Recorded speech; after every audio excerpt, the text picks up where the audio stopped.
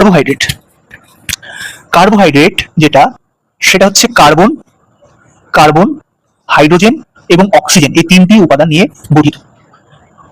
কার্বোহাইড্রেটের একটা basic formula হচ্ছে CH2O। তো এখান থেকে দেখলে বোঝা যাচ্ছে যে কার্বোহাইড্রেট অণুতে কার্বন হাইড্রোজেন এবং অক্সিজেনের অনুপাত হবে 1:2:1, যেখানে কার্বন থাকবে 1, হাইড্রোজেন 2 আর অক্সিজেন থাকবে 1। কার্বোহাইড্রেট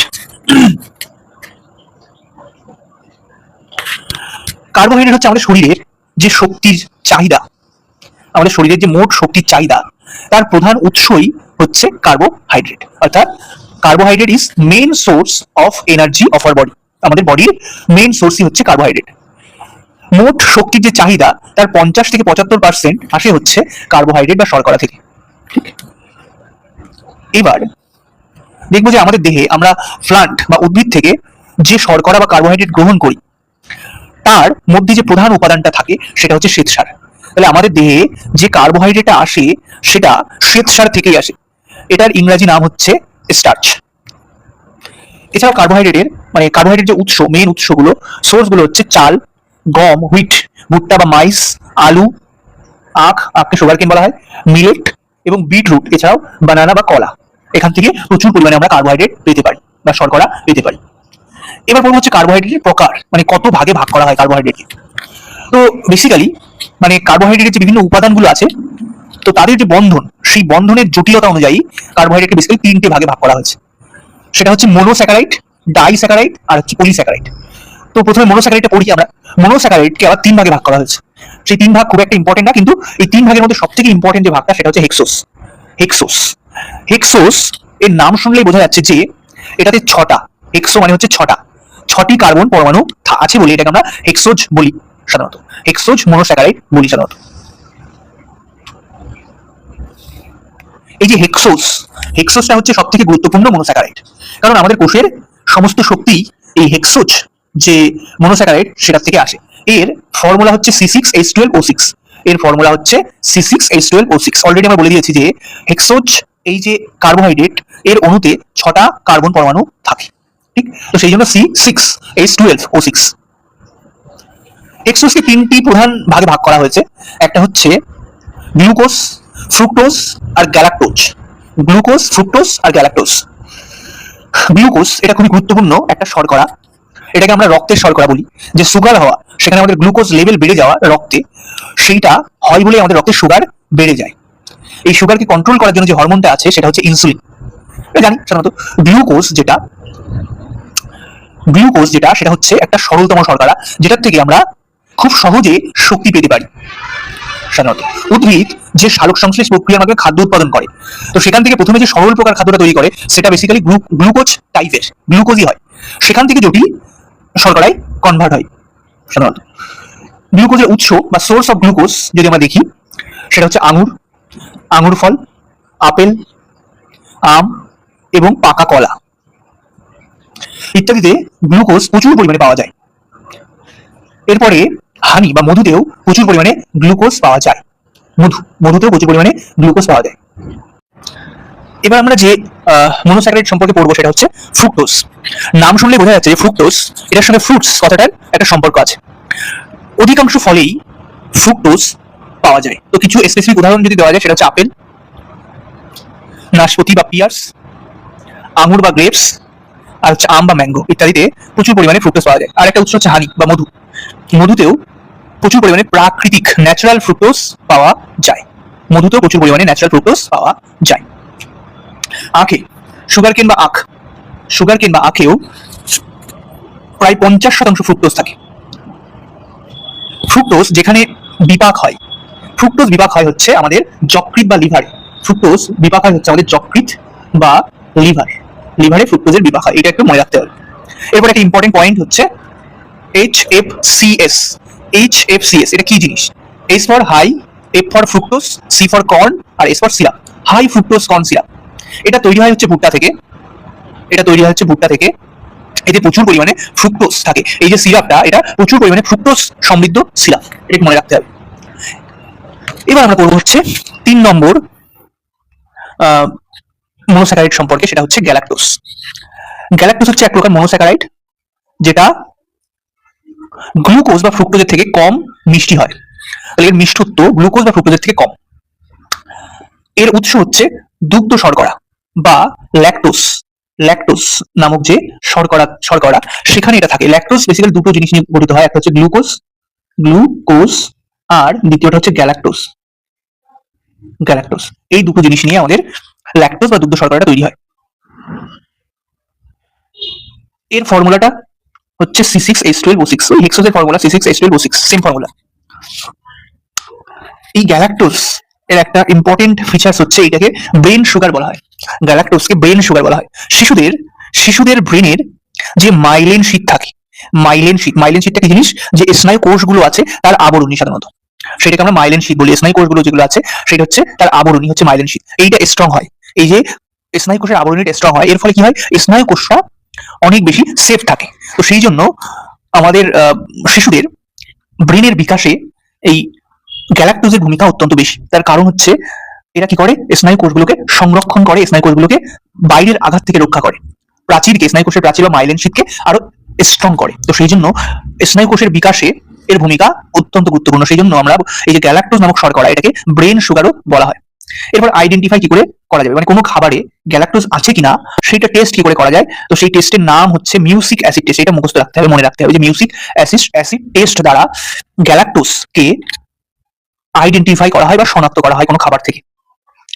যে এক্সট্রা পয়েন্ট আছে, ফ্রুক্টোজ। ফ্রুক্টোজ এটাকে বলা হয় ফলের শর্করা। ফ্রুক্টোজকে ফলের শর্করা বা ফ্রুট সুগার বলা হয়।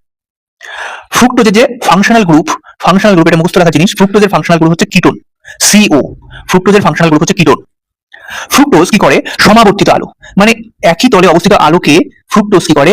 ফ্রুক্টোজ লেফট সাইডে বেঁকিয়ে দেয়, লেফট সাইডে বেঁকিয়ে দেয়।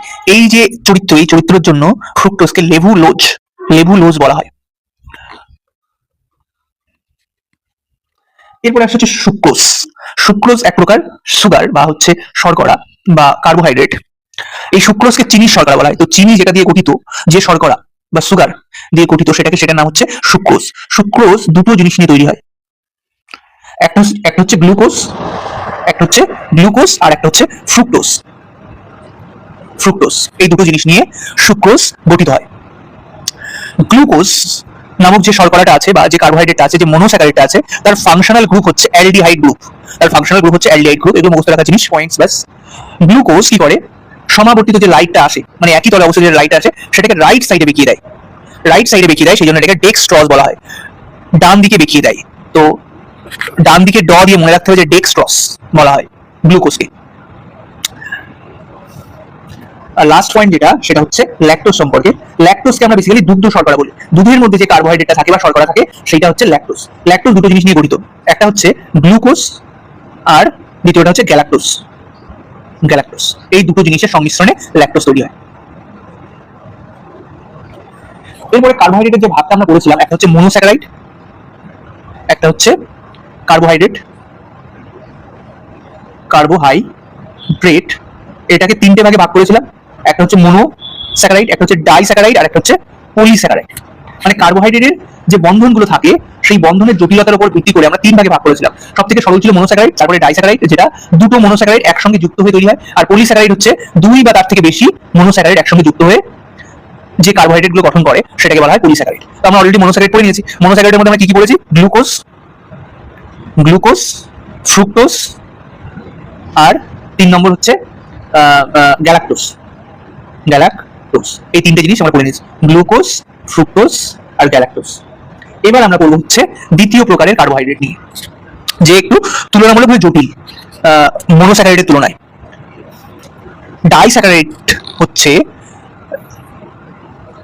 ডাইস্যাকারাইডকে অ্যালিগোস্যাকারাইডও বলা হয়। এটি দুটি মনোস্যাকারাইড নিয়ে গঠিত হয়। দুটো মনোস্যাকারাইড যুক্ত হয়ে তৈরি করে হচ্ছে ডাইস্যাকারাইড। দুটো মনোস্যাকারাইড নিয়ে গঠিত হয় হচ্ছে ডাইস্যাকারাইড। ডাইস্যাকারাইডের ফর্মুলা হচ্ছে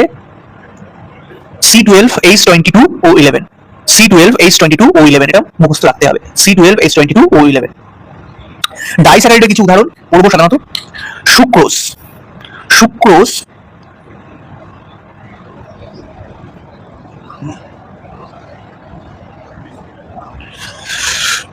সুক্রোজটাকে বলা হয় হচ্ছে আখের শর্করা। আখে যে সুগার থাকে সেইটার নাম হচ্ছে সুক্রোজ। এটা এক প্রকার ডাইস্যাকারাইড। এটা দুটো মনোস্যাকারাইড নিয়ে গঠিত, একটা হচ্ছে গ্লুকোজ আর দ্বিতীয়টা হচ্ছে ফ্রুক্টোজ। সো ন্যাচারাল গ্লুকোজ এবং ফ্রুক্টোজের একটা ভালো উৎস হচ্ছে এই আখের শর্করা। এরপরে দ্বিতীয় ডাইস্যাকারাইড হচ্ছে ল্যাকটোজ। ল্যাকটোজটাকে আমরা বলি হচ্ছে দুগ্ধ শর্করা। দুধে যে শর্করাটা থাকে সেইটাকে আমরা বলি হচ্ছে ল্যাকটোজ। ল্যাকটোজ দুটো মনোস্যাকারাইড নিয়ে গঠিত, একটা হচ্ছে গ্লুকোজ আর 2 নম্বরটা হচ্ছে গ্যালাক্টোজ। আর লাস্ট হচ্ছে মল্টোজ, MALTOS, মল্টোজ। মল্টোজের উৎস হচ্ছে অঙ্কুরিত বীজ। অঙ্কুরিত বীজ। Natural source of maltose is germinating cereals or seed sprout. মানে বীজের যে স্প্রাউট মানে অঙ্কুরিত বীজগুলো সেইগুলো হচ্ছে মল্টোজের ন্যাচারাল উৎস। ঠিক, এইবার আমরা কার্বোহাইড্রেট অলরেডি আমরা কি কি পড়ে নিয়েছি। কার্বোহাইড্রেটের আমরা পড়ে নিয়েছি মনোস্যাকারাইড সম্পর্কে, পড়ে নিয়েছি, তারপরে ডাইস্যাকারাইড সম্পর্কে পড়ে নিয়েছি। এবার আমরা যেটা পড়বো সেটা হচ্ছে পলিস্যাকারাইড। পলিস্যাকারাইডটা কি জিনিস?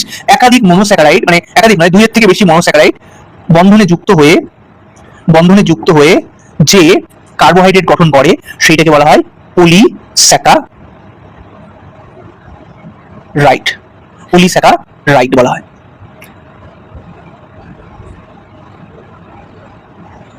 পলিস্যাকারাইডের ফর্মুলা হচ্ছে, মনে রাখতে হবে এটা, পলিস্যাকারাইডের ফর্মুলা হচ্ছে C6H10O5।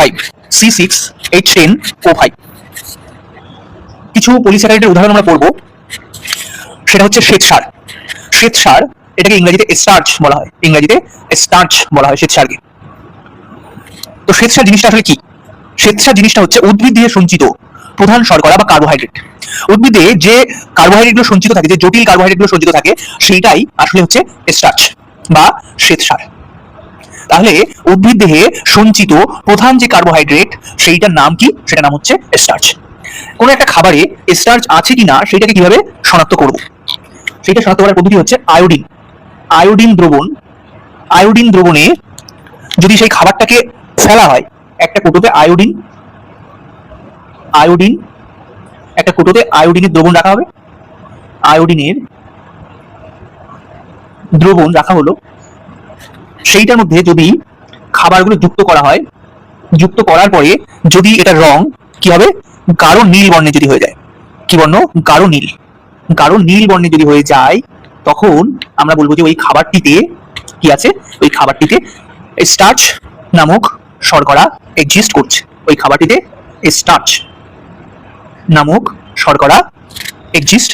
খাবারটাতে। ঠিক, এরপর হচ্ছে গ্লাইকোজেন। এটা দ্বিতীয় এক্সাম্পল পলিস্যাকারাইড নামক শর্করা। তো আমরা দেখেছিলাম যে উদ্ভিজ্জ শর্করা, যেটা উদ্ভিদে যে শর্করাটা সঞ্চিত থাকে সেটা হচ্ছে স্টার্চ, আর প্রাণী দেহে যে জটিল শর্করা সঞ্চিত থাকে সেইটার নাম হচ্ছে গ্লাইকোজেন। গ্লাইকোজেন কোথায় কোথায় পাওয়া যায়? প্রাণীর দেহের যকৃৎ এবং পেশিকোষ বা পেশিতে এটি সঞ্চিত থাকে। যখন আমাদের শরীরে শক্তি, বেশিরভাগ শক্তিটা তৈরি হচ্ছে কার্বোহাইড্রেট বা গ্লুকোজ থেকে। তো যখন আমাদের শরীরে গ্লুকোজের দরকার হয়, তখন কি করে শরীর? যকৃৎ বা পেশিকোষে জমে থাকা যে গ্লাইকোজেন আছে সেইটাকে কি করে? ভেঙে দেয়। ভেঙে দিয়ে গ্লুকোজে পরিণত করে, এবং গ্লুকোজ থেকে খুব সহজেই শরীর শক্তি বা এনার্জি পেতে পারে। তাহলে আমার পলিস্যাকারাইডের মোটামুটি আলোচনা কমপ্লিট হলো। এবার আমরা যেটা পড়বো সেটা হচ্ছে কার্বোহাইড্রেটের কাজ। আমাদের শরীরে কার্বোহাইড্রেট কি কি কাজ করে বেসিক্যালি সেটাই আমরা পড়বো। তো প্রথম কাজটা হচ্ছে এনার্জি প্রোডাকশন। আমরা অলরেডি পড়েছি আমাদের দেহের যে মোট শক্তির চাহিদা, তার 50 থেকে শুরু করে 75% শক্তি কোথা থেকে আসে? কার্বোহাইড্রেট থেকে আসে। ঠিক, তাহলে এনার্জি প্রোডাকশন কি বলেছে? যে সবচেয়ে গুরুত্বপূর্ণ কাজ হলো তাৎক্ষণিক শক্তি সরবরাহ করা। কার্বোহাইড্রেট ভেঙে গ্লুকোজে পরিণত হয়, যা মস্তিষ্ক এবং পেশিকে সচল রাখে। ঠিক, এরপর হচ্ছে এনার্জি স্টোরেজ। দ্বিতীয় কাজ কি? কার্বোহাইড্রেটের দ্বিতীয় কাজ কি হচ্ছে এনার্জি স্টোরেজ, শক্তি সঞ্চয় করা। আমাদের দেহে যে এক্সেস গ্লুকোজ, আমাদের দেহে আমরা যে খাবারগুলো খাই সেগুলো প্রথমে ভেঙে গ্লুকোজে পরিণত হয়। এবার সব গ্লুকোজ তো ব্যবহৃত হয় না, কিছু গ্লুকোজ এক্সেস থেকে যায়। তো সেই এক্সেস গ্লুকোজ কি করে? ভবিষ্যতের জন্য, ফিউচারের জন্য লিভার এবং পেশিকোষ মাসেলসে গ্লাইকোজেন রূপে সঞ্চিত থাকে। গ্লাইকোজেন নামক পলিস্যাকারাইড বা গ্লাইকোজেন নামক কার্বোহাইড্রেট রূপে সঞ্চিত থাকে। এবং উদ্ভিদ দেহে কি করে? উদ্ভিদ দেহে যে শর্করা সেটা শ্বেতসার রূপে সঞ্চিত থাকে, যা আমাদের পরবর্তীকালে যদি শক্তির প্রয়োজন হয় তখন এই শ্বেতসার বা গ্লাইকোজেন ভেঙে গ্লুকোজে পরিণত হয় এবং সেখান থেকে শক্তি সরবরাহ করে আমাদের শরীরে। এবার শরীরে যদি পর্যাপ্ত পরিমাণে কার্বোহাইড্রেট সঞ্চিত থাকে, মানে প্রাণীদেহে গ্লাইকোজেন আর উদ্ভিদ দেহে হচ্ছে শ্বেতসার বা স্টার্চ যদি সঞ্চিত থাকে, তাহলে কি হয়? আমাদের শরীরে যখন শক্তির প্রয়োজন হবে তখন সেটা ওই গ্লাইকোজেন বা হচ্ছে শ্বেতসার নামক কার্বোহাইড্রেট থেকেই আসবে। আর যদি আমাদের দেহে পর্যাপ্ত পরিমাণে এই কার্বোহাইড্রেট সঞ্চিত না থাকে তখন কি করবে? দেহ প্রোটিনকে ভাঙবে, ভেঙে শক্তি গ্রহণ করবে প্রোটিন থেকে। এর ফলে কি হবে? এর ফলে আমাদের দেহের প্রচুর পরিমাণে ক্ষয় হবে বা ক্ষতি হবে, কারণ প্রোটিন জিনিসটা হচ্ছে আমাদের দেহ গড়াতে খুব বেশি সাহায্য করে। তো যখন আমাদের দেহে শক্তির জন্য প্রোটিনের উপর নির্ভর করে যাবে তখন আমাদের পেশি ক্ষয় হবে, আমাদের পেশি বিভিন্ন টিস্যু অঙ্গ প্রত্যঙ্গের ক্ষয় দেখা যাবে। এরপরে সেলুলোজ নামক শর্করা। সেলুলোজটা এক প্রকার ফাইবার, তন্তু জাতীয় শর্করা, যা আমাদেরকে হজমে সাহায্য করে। তো সেলুলোজ হচ্ছে এমন এক প্রকার শর্করা যা নিজে হজম হয় না, অন্য খাবারকে হজম হতে সাহায্য করে এবং দেহের যে বর্জ্য পদার্থ সেটাকে সম্পূর্ণরূপে দেহের বাইরে বের করতেও সাহায্য করে। এর ফলে কি হয়? আমাদের দেহে কোষ্ঠকাঠিন্য বা কনস্টিপেশন, এই যে তন্তু জাতীয় খাবার আমরা যত বেশি খাই, এই তন্তু জাতীয় বা হচ্ছে সেলুলোজ জাতীয় যে শর্করা সেই জাতীয় খাবার আমরা যত বেশি খাবো তত কি হবে? আমাদের কনস্টিপেশন হবে না এবং দেহে যে বিভিন্ন প্রকার বর্জ্য উৎপন্ন হয়, খাবার খাওয়ার ফলে বর্জ্য উৎপন্ন হয়, সেগুলো দেহ থেকে খুব সহজে বাইরে বেরিয়ে যাবে। আমাদের মস্তিষ্ক গ্লুকোজ এবং গ্যালাক্টোজ এই দুটো শর্করার উপরে ভীষণভাবে নির্ভর করে। আমাদের চিন্তা ক্ষমতা বৃদ্ধিতে গ্লুকোজ এবং গ্যালাক্টোজের ভূমিকা অত্যন্ত বেশি। গ্লাইকোজেন নামক যে শর্করা, গ্লাইকোজেন নামক যে পলিস্যাকারাইড, সেটা আমাদের দেহের যকৃতে এবং পেশিকোষে, এটা লেখা হয়নি, এবং পেশিকোষ বা যেটাকে বলা হয় হচ্ছে মাসেল সেলে সঞ্চিত থাকে। তাহলে আমরা কার্বোহাইড্রেটটা ফুললি কমপ্লিট করে নিলাম।